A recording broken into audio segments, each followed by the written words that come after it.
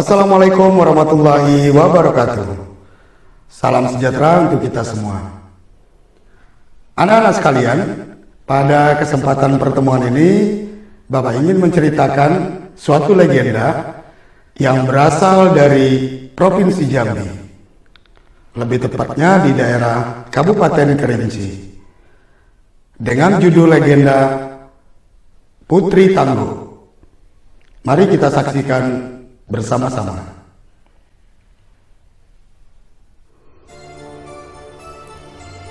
Kisah Putri Tangguh. Putri Tangguh tinggal bersama suami dan ketujuh anaknya di kaki Gunung Kerinci, daerah Jambi. Putri Tangguh memiliki sepetak sawah yang ditanami padi. Anehnya, setiap selesai panen, padinya selalu muncul dan siap untuk dipanen kembali. Bahkan ketujuh lumbung Putri Tangguh hampir penuh untuk menampung hasil panennya. Saat panen terakhir, Putri Tangguh mengajak suami dan semua anaknya ke sawah. Mereka memasukkan hasil panen ke gerobak. Nah, panen kita hari ini sudah selesai. Sepertinya persediaan padi kita sudah cukup untuk beberapa bulan, kata Putri Tangguh. Kemudian mereka mendorong gerobak bersama-sama. Di tengah perjalanan, Putri Tangguh terpeleset. "Aduh!" teriak Putri Tangguh. "Hati-hati, Bu. Semalam kan hujan deras. Jalannya menjadi licin," kata suami Putri Tangguh sambil membantunya berdiri. "Gara-gara hujan, jalannya licin. Perjalanan ke rumah masih jauh. Bisa-bisa aku terjatuh lagi," gerutu Putri Tangguh. Putri Tangguh mengambil padi dari gerobaknya. Kemudian padi ditebar di jalan. Melihat perilaku ibunya, si anak sulung pun bertanya, "Apa yang ibu lakukan? Mengapa ibu membuang padi itu ke jalan?" "Ibu tidak membuang padi. Padi ini ibu gunakan sebagai pengganti pasir. Ibu menebarnya agar jalan ini tidak licin lagi," jawab Putri Tangguh. "Istriku, bukankah padi itu untuk kita makan? Tidak baik rasanya jika membuang-buang makanan," nasihat suaminya. Putri Tangguh tidak mengindahkan nasihat suaminya. Bahkan Putri Tangguh membantahnya. "Asa bodoh, bukankah padi kita sudah banyak? Apa kau mau aku terjatuh lagi dan tulang punggungku patah?" bantah Putri Tangguh sambil terus menebar padi ke jalan. Setelah panen terakhir, Putri Tangguh tidak pernah kembali ke sawah. Ia berada di rumah untuk merawat ketujuh anaknya. Suatu malam, anak bungsu Putri Tangguh merengek karena lapar. Akhirnya Putri Tangguh ke dapur untuk mengambil nasi. Alangkah terkejutnya ketika ia mendapati pancinya kosong. "Duh, mengapa panci ini kosong? Bukankah tadi masih tersisa sedikit nasi?" tanya Putri Tangguh dalam hati.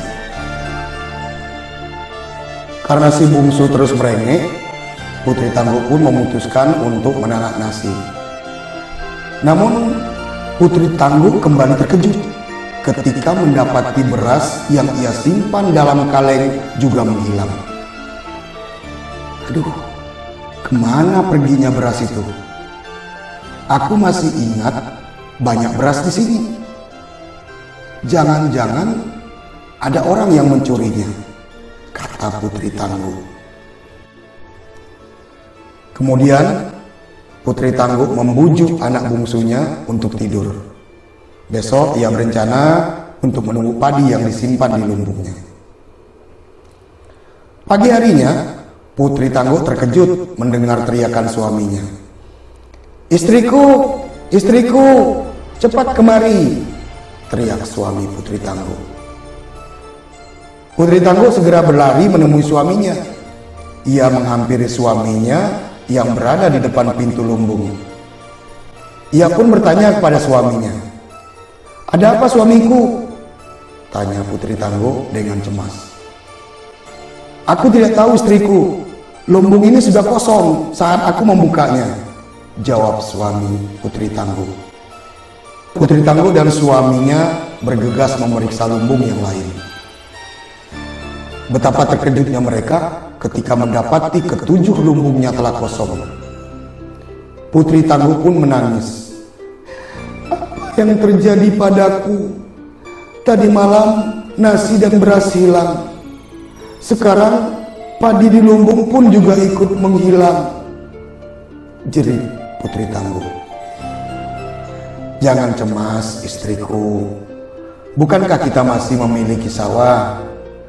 Besok kita ke sawah, siapa tahu padinya telah menguning," hibur suami Putri Tangguh. Keesokan paginya, Putri Tangguh mengikuti suaminya ke sawah dengan cemas. Setibanya di sawah, tangis Putri Tangguh semakin keras karena mendapati sawahnya telah berubah menjadi semak belukar. Putri Tangguh menangis seharian, bahkan ia tidak mau pulang dan menunggui sawahnya hingga tertidur. Dalam mimpinya, Putri Tangguh didatangi segerombolan padi yang dapat berbicara. "Hai Putri Tangguh, inilah buah dari kesombonganmu. Masih ingatkah engkau ketika membuang kami ke jalan?" tanya padi-padi itu. "Kau telah menghina kami. Kau telah menjadikan kami pasir untuk alas jalannya. Kami ini dipanen untuk dimakan, bukan untuk dibuang sembarangan. Dengan membuang kami, berarti kamu tidak membutuhkan kami untuk makanan," kata padi-padi itu lagi. Putri Tangguh hanya bisa diam dan tidak menjawab. Ia menyesali kebodohannya. Ia pun memohon maaf kepada padi-padi itu. "Tidak bisakah kalian memaafkanku? Aku telah menyesali perbuatanku," kata Putri Tangguh sambil menangis. "Sekarang kau dan keluargamu harus bekerja keras. Bersihkan sawah ini, bajaklah, lalu tanamlah kami kembali. Setelah 3 bulan, barulah kalian dapat memanen kami kembali," jawab padi-padi itu. Ketika Putri Tangguh ingin menjawab, ia tersentak bangun dari tidurnya. Putri Tangguh pun kembali pulang. Kemudian ia menceritakan mimpinya kepada suaminya. Keesokan harinya, keluarga Putri Tangguh bergotong royong membersihkan sawah dan menanam padi. Ia dan keluarganya merawat sawah dan menjaga padinya dengan baik. Mereka menunggu dengan sabar hingga padi yang mereka tanam siap panen. Putri Tangguh juga berjanji tidak akan menyia-nyiakan sebutir padi pun hasil panen dari sawahnya.